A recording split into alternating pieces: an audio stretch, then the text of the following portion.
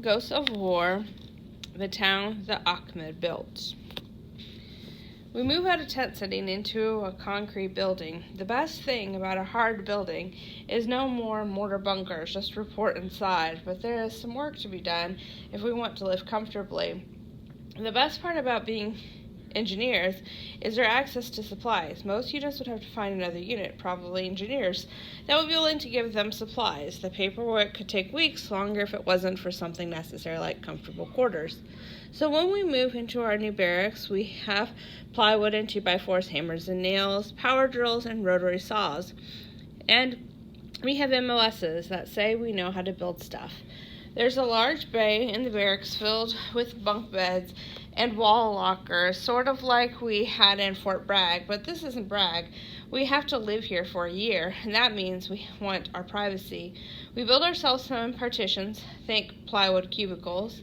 Sergeant Fulton and Sergeant Lee, the two head sergeants in First Squad, run the show. Like a classic duo, Tim Fulton is tall and thin, and Jeremy Lee is short and stocky, just like Jay and Silent Bob in Clerks. I'm given a room in one of the lower enlisted bays for privates and specialists. The leadership bay is for the sergeants of the platoon. The plywood walls in this bay form the main hallway as you come into the barracks. The leadership rooms are bigger than the lower enlisted rooms, second only to the rooms of the squad leaders, platoon leader, and platoon sergeant. After a week of building, the whole platoon settles down in its new plywood rooms. Plywood doesn't sound very luxurious, but at least we have some privacy, a place we can call home. In Fort Bragg, we slept in an open bay.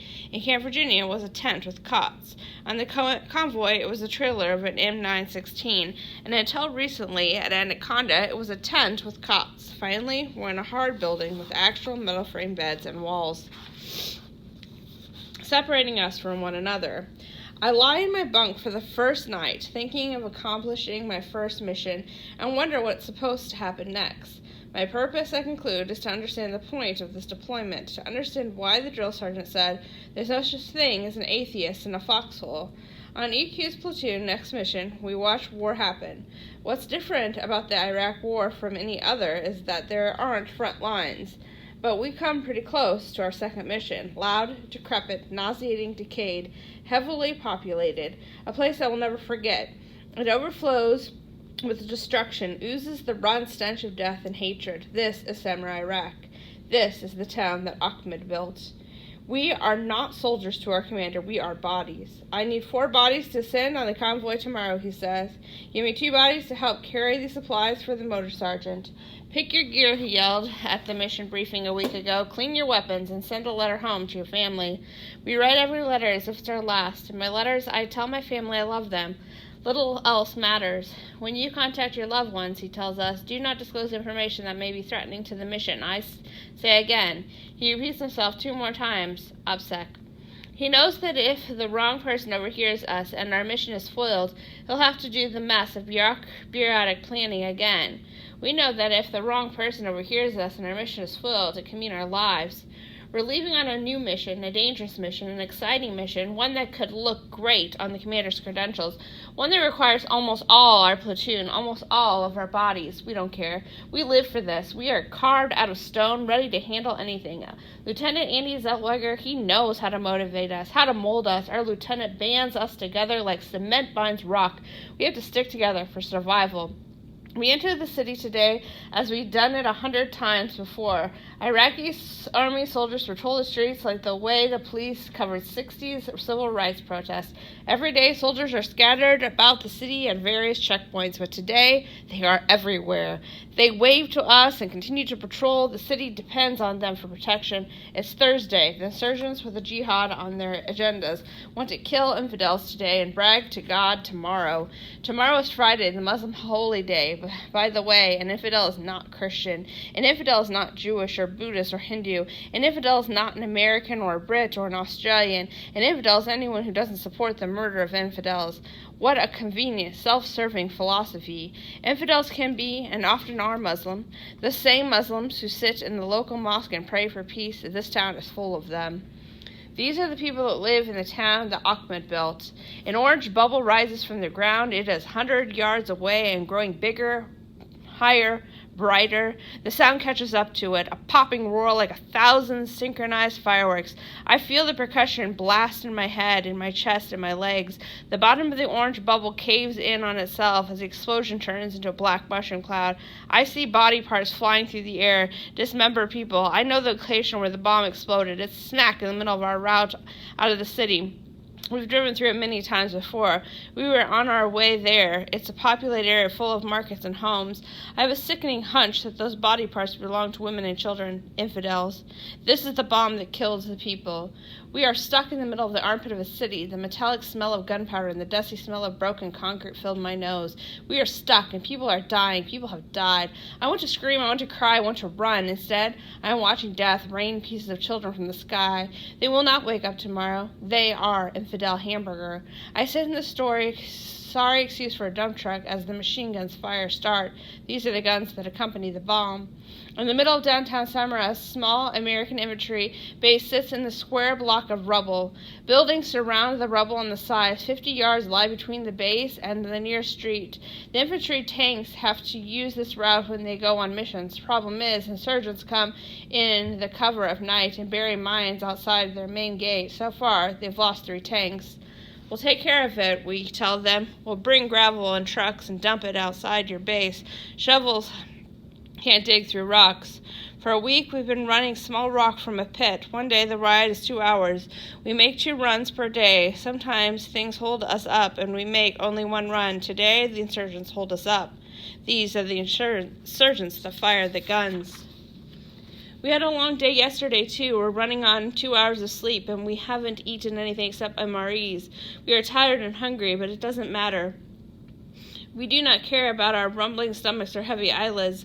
The explosion it's like the first snowball of an avalanche. It sets off reactions in my body I didn't know existed. The adrenaline pumping through my veins could power a city, could melt steel, stop bullets. People are screaming and dying and burning and dying. This is the death that drives the insurgents. I want my sector of fire. My training kicks in. I do not make panicked decisions. Rubble from previous battles is laid out before me. Unidentifiable pieces of broken concrete and messy rebar blend together on the ground. I pay no attention to the people dying to my left. I watch my sector, a 90-degree angle fanning outward across the broken, spiritless city. If everyone watches the sector, we make a 360-degree perimeter of overlapping fire, impenetrable. 30 yards away in my sector of fire, I watch the house we took fire from the other day. We could not get to the triggerman. He was a coward, taking cheap shots at us. If Lieutenant hadn't turned at the right moment, he would have been shot in the chest.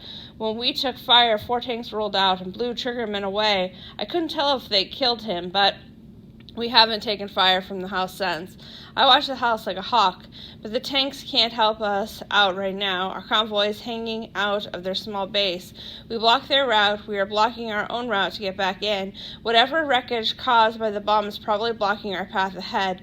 We dare not take our chances on the narrow road. This is the road that harbors the death. I am stuck outside the wire, in the passenger seat of a 20-ton dump truck, and my weapon, my M16, hangs out of my window. Its selector switch is no longer on safe. I click it to semi. I click it again. That's burst. Every squeeze of the trigger equals 3 bullets, fast 3 rounds in succession. Lieutenant made sure we loaded our magazines so that every 4th bullet is a tracer. Think of those yellow streaks you see in Vietnam movies. If things are moving too fast to see the sights, we aim off the tracers. Aim low. With a 3-round burst, your rifle will unavoidably kick upward toward the front of the target. Aim low and you're bound to hit him once. If you're lucky, you'll land 2. Land all 3 in your green beret material. We wait for direction. I watch my sector. We sit on top of 1.5 feet of gravel. We're poured over the last week, and we are under our own firepower. Humvees are mounted with 5-caliber machine guns and M60 machine guns, and ammo box after ammo box and AT-4 rocket launchers hang off the turrets. On our person, we have fragment grenades and smoke grenades and M16 semi-automatic rifles and M203 grenade launchers and saws. Lieutenant takes no chance when it comes to firepower. Not here, not in the town of that Achmed built. I wait. Nothing in my sector. A stray bullet whizzes from somewhere. a high-pitched whistle. It has missed any target it was intended for. I duck into my body armor like I could actually dodge a screaming bullet. It's a reflective maneuver meant to keep me alive because I know our trucks are cheaply armored, half-assed Haji armor on the door. It's better than nothing, maybe. Just more shrapnel.